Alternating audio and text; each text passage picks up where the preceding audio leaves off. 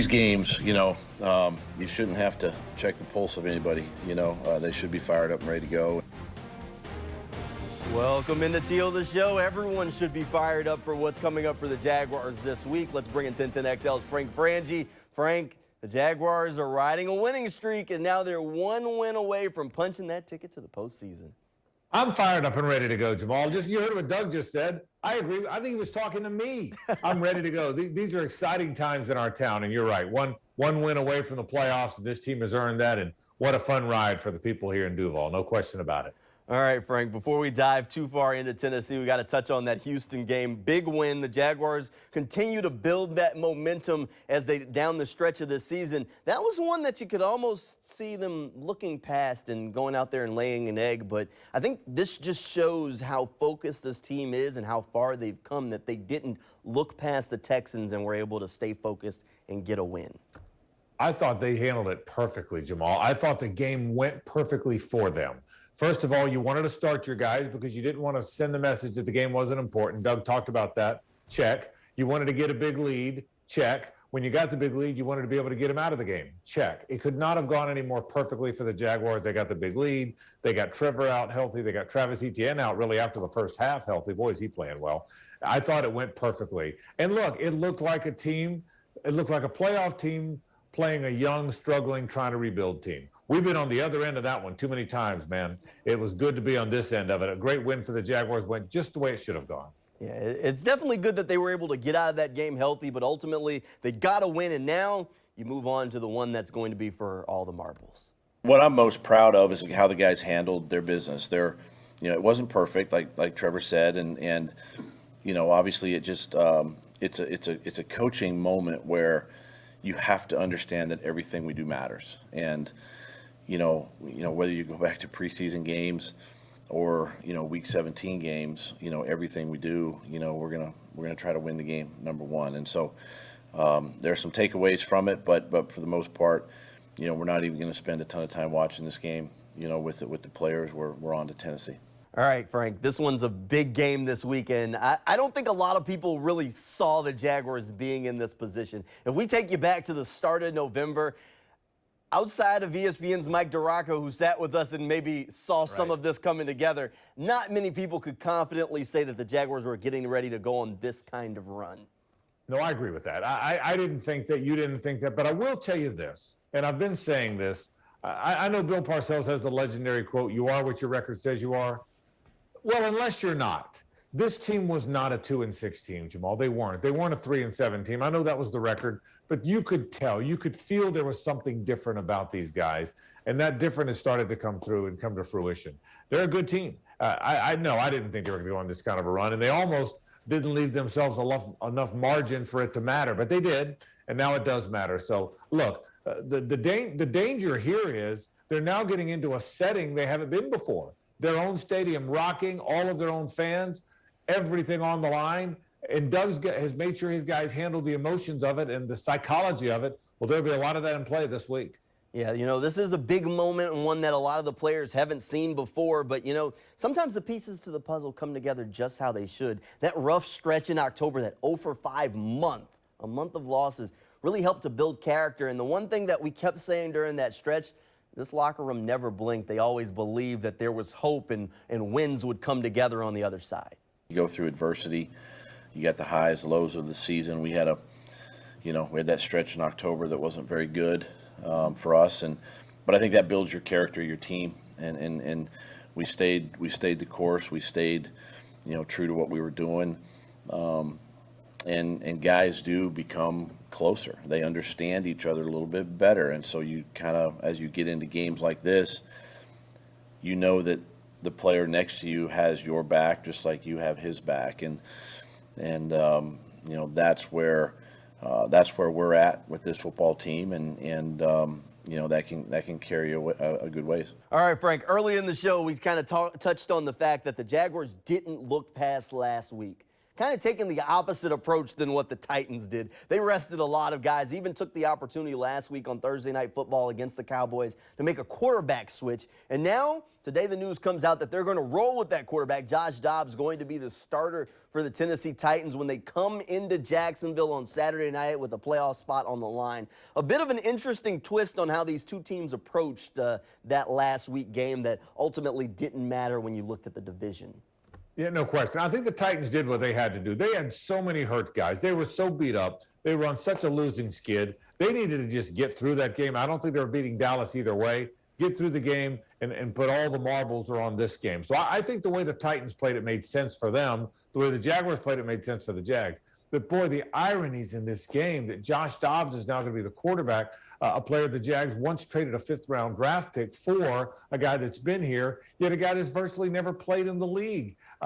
Obviously, it's an indictment on where Malik Willis is. That doesn't mean it's an indictment on who he'll be down the road.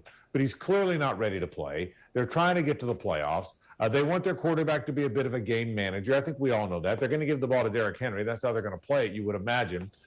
Just so many odd ironies in this game. And all of a sudden, Josh Dobbs, who's a great guy, by the way, aeronautic engineer, super smart guy, a guy you would root for if he's playing for anybody else or against anybody else, winds up being the quarterback for the Titans. Really strange stuff. It's been an odd year with an odd end to it, no question. Yeah, odd week, but, you know, even though Josh Dobbs is going to be the quarterback, I don't know that it really mattered who the Titans started at quarterback because their biggest threat would be a healthy and rested Derrick Henry.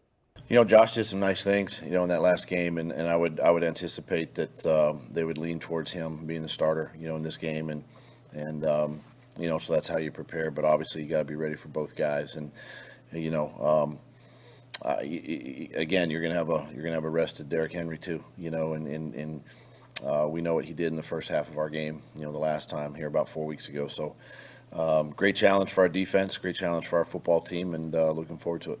This matchup is shaping up to be a good one here in Jacksonville on Saturday night. We'll talk more about what the Jaguars will need to do to get ready coming up after the break when Teal the Show returns. Welcome back into Teal the Show. Frank, the Jaguars had a lot of players that stepped up this season, especially on the offensive side of the ball, but a few of them hit some big milestones against the Houston Texans. One of them, Christian Kirk. Finally over that 1,000-yard mark for the season. He becomes the first Jaguar to do that since 2019. The last guy before him was DJ Chark. This is the first time in Christian Kirk's career that he's hit that number. I know you've been applauding Christian Kirk in the signing and getting him here to Jacksonville, and this guy's really showed up this year. No one's talking about him being overpaid anymore, are they, Jamal? No, that was the narrative. I haven't heard that come up in a while. He went over 1,000 yards. He's got a game left. He's been a leader in that locker room. He's been a leader in that receiver room. He's been a stand-up guy. The media voted him the best guy to interview, which is an important thing because that matters to the media, and it mattered to Christian. You saw the way he responded. What a great find, and he's going to be here for a long time, and they're just going to get better around him. Yeah, he's been terrific, and he's been a big part of that development of Trevor Lawrence. You better believe he has. He's a great guy with whom to work, too.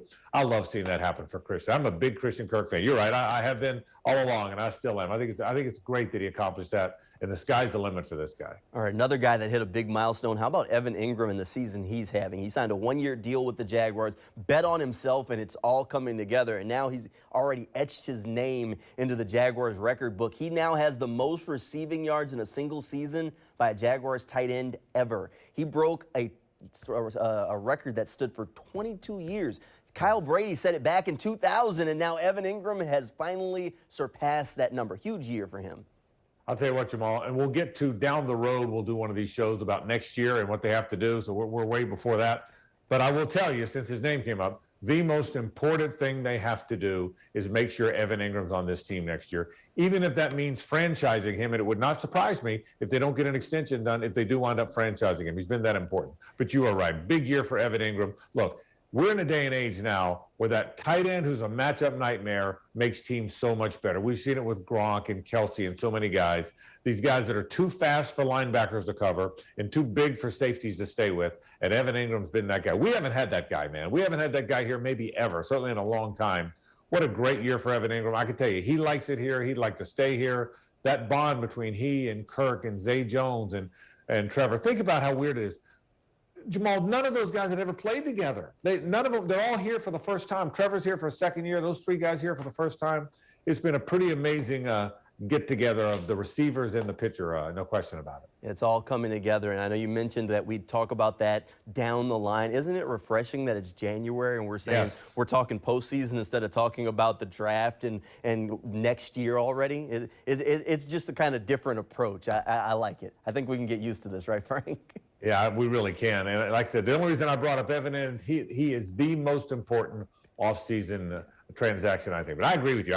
These fans have waited a long time to not talk about the draft in January. They've waited a long time to not talk about free agency and to talk about the upcoming opponent and what kind of a playoff run they can make. And look, they're the favored team. They're at home. It's a night game. It's all in front of them right now. All right, I know this is a Victory Monday episode, Frank, but we got to look ahead to the Titans a little bit. This game's set for a Saturday night. The Jaguars have only played 4 Saturday regular season games in their history, but all of those were to kind of avoid Christmas Day games. So this is the first Saturday night game the Jaguars have ever played. They don't exactly get very many night games, period, but it's huge that it's also here in Jacksonville against a division rival that they haven't swept since 2005, and they have a chance to get that done and punch their season to the post, or punch a ticket to the postseason. I don't know if you can get a better setting to put this whole piece together. Can you imagine the scene Saturday night at the bank? Oh my This gosh. is going to be Monster Jam in Florida, Georgia, and the Rolling Stones tour all mixed into one, man. This is going to be crazy. It's going to be a little bit cold, but it's going to be clear and crisp. I think people are going to start tailgating in the morning like they do some of these college games or NASCAR events. It's going to be like one of the scenes we haven't seen around here in a long time. Very similar probably to the Buffalo playoff game back in 17, Jamal, but even more so because it's a night game and we've waited so long, and because there's been such a resurgence. I think it's an event, man. It is the party to be at on Saturday night. It'll sell out. There'll be standing room only tickets. Everybody will be in every seat. I can't wait for the setting. I can't wait. I'm having trouble sleeping. I want to get to Saturday. I don't wish my life away, but I'm ready. I think it's going to be that big of a setting. What a big night in Jacksonville, and these fans have earned that, and they deserve that, and I'm glad it's going to happen for them. It's a big game, and I know we're going to have to kind of control ourselves, too. Doug Peterson talked about the team needing to kind of bottle that energy and stay calm and collected, so that way by the time they got to Saturday, they're not completely empty already. I think we're going to have to try and do that. Fan base is going to have to try and do that. Pump the brakes for a few days. I know everybody's really chomping at the bit for this one because it's just big. Frank, I was looking back through Jaguars history, and I said, okay, regular season games, the Jaguars have only been to the postseason 7 times, period.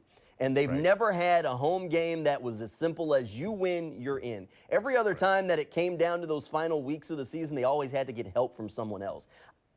I'm not sure that there's been a bigger regular season home game than this one, except for maybe the first home game in Jaguars franchise history. No, I think you're right. Now, look, the Atlanta game when Morton Anderson missed the kick turned into that game but nobody knew where that thing was headed. This thing is as big going into the game. I mean, think about all the stakes. Remember now, it's winning in for Tennessee, too. Atlanta was having a nowhere season when Morton Anderson missed a kick. I promise you in Nashville, they're saying no matter how many games we've lost in a row, no matter how much we're hurting with our quarterback out, we're still 1 game away against a team that we have usually handled. We're 1 game away from the playoffs, too. So this is winning in for both teams. Both teams talking about it. It's a loser leave town match.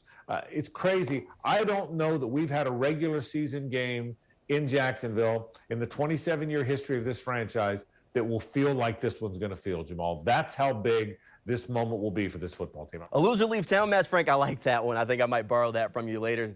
It should be a fun week leading up to this game, and it's going to be a big Saturday night for the Jaguars. We'll talk a little bit more about the matchup on Friday's episode of Teal the Show. Frank, thanks for being here. Thank you at home for tuning in. Good night, and go Jags.